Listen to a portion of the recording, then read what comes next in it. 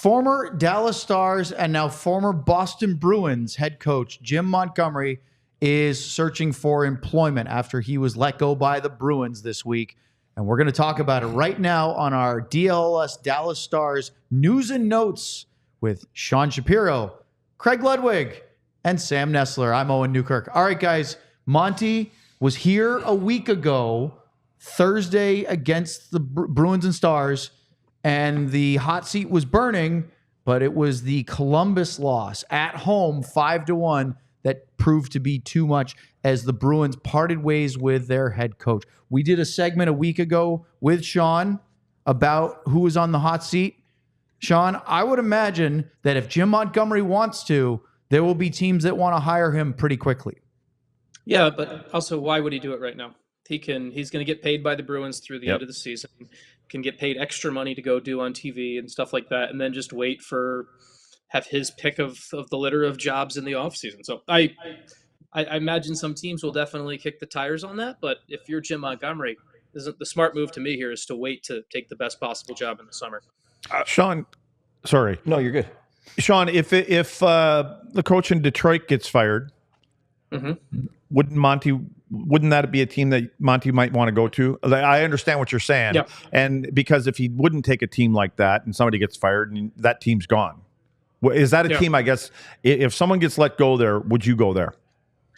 Yeah, I mean, I wouldn't be surprised. I honestly wouldn't be surprised if he ended up in Detroit in the summer. But it's been really interesting. Obviously, with my location, I spent a lot of time around the wings and everything like that. It's been Red Wings coach Derek Lalonde the past couple of days has been, for someone who lost 3 games in a row on the road trip, yesterday was surprisingly upbeat. And I think part of that was his flight landed home from San Jose.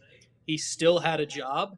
And I think he was told he was given a little bit more time. So that's I think the Detroit thing right now, honestly, I think Derek Lalonde is a bit of the shield for Steve Yzerman, because I think Steve Yzerman has not built a great roster in Detroit. And if they brought in another coach and another coach struggled, all of a sudden the pressure starts to turn on the GM that is a legend, that is persona non grata here in Detroit. So I think Derek Lalonde is actually about to – originally I thought he was going to be fired. The fact they didn't fire him after what happened in California this week tells me Steve Yzerman is using him as a human shield to keep the pressure off himself right now.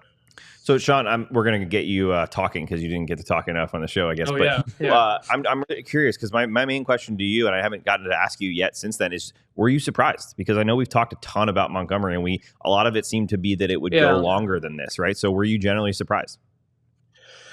A little bit. I mean, it was one of those where after the public spats with his captain and everything like that, and it just kind of as it went, I think eventually became we need someone to be a fall guy. So I wasn't too surprised watching the events the past 4 or 5 days.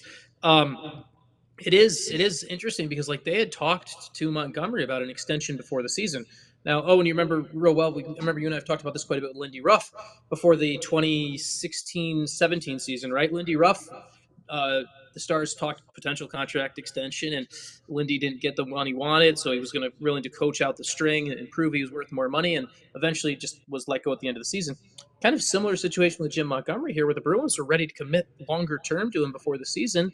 Didn't work out a deal, and a little bit of a FU response probably from the Bruins management of we didn't get the deal done then, so we have no reason to keep you now, and coaches are hired to get fired. So yeah, I don't think this is an indictment of Jim Montgomery as a coach by the Bruins and their front office. I actually think that this is just what we keep talking about of it's the only thing you can really do, because under a salary cap guaranteed contract world, you can't blow up the team. It's hard to make blockbuster trades because of cap considerations, let alone other teams being willing to make those moves.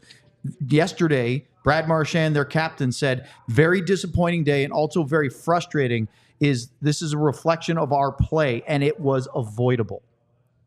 That's what they're supposed to say. I think we hear that a lot of times after a coach is fired, and because they've been around long enough. There was probably one smart captain that said years ago, this is on us. It's not him. So it'll be interesting. Sean, you might have it in front of you. What's the Boston Bruins schedule coming up? I always find that I always find that they kind of look for You a want to know what's spot funny? in the schedule. They play Detroit on Saturday. That's what's funny. So they host Utah tonight. Yeah. 2 days from now, they're in Detroit. Sean, will you be at that game covering it? Or you're doing our game? I will be at morning skate there. And so my plan on Saturday is I will be at the morning skate in Detroit with that. And then I will be here doing That's this. right, because he's doing our pre and post game show on Saturday. Who's game 3 against then for him? Can you have that? Home against Vancouver. Okay. Because I find that usually You're talking about the new coach bump with Joe Sacco? Yeah, and there's a couple, 2-3 games that you always seem to get a little jump out of some players. But I always think that it ends up having, because the GMs, I think, and upstairs, they kind of look and like, let's make it look like we're making the right move here. And, you're not doing it when you've got Florida coming in and then Tampa and then the Rangers or something like that. So, but I mean, Marchand says the right thing, but it is a reflection on the players, because I think the front office is more upset with the players and their performance than they are Jim Montgomery. But the ownership, Camp Neely, GM, they're all saying they didn't like the team in training camp.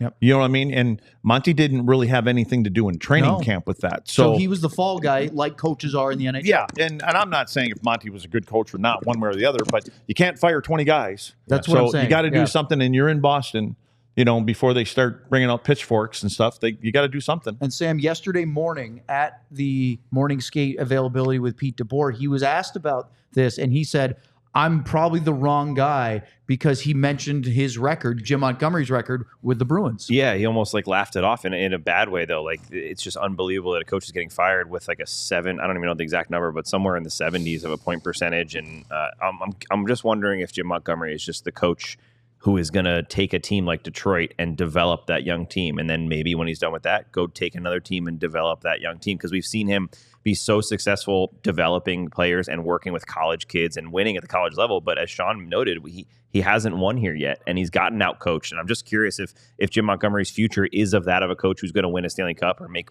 deep playoff runs, or if it's more of a guy who's going to take a team and take them from point A of rebuilding or wherever they are. Kind of what Tortorella's been doing, getting the young teams and regrouping them, but maybe not over the hump. That's interesting. Sean, you had said when we did the big coaches hot seat segment a week ago, you didn't see Boston doing an interim thing. Yeah, I didn't think so. What do you think changed?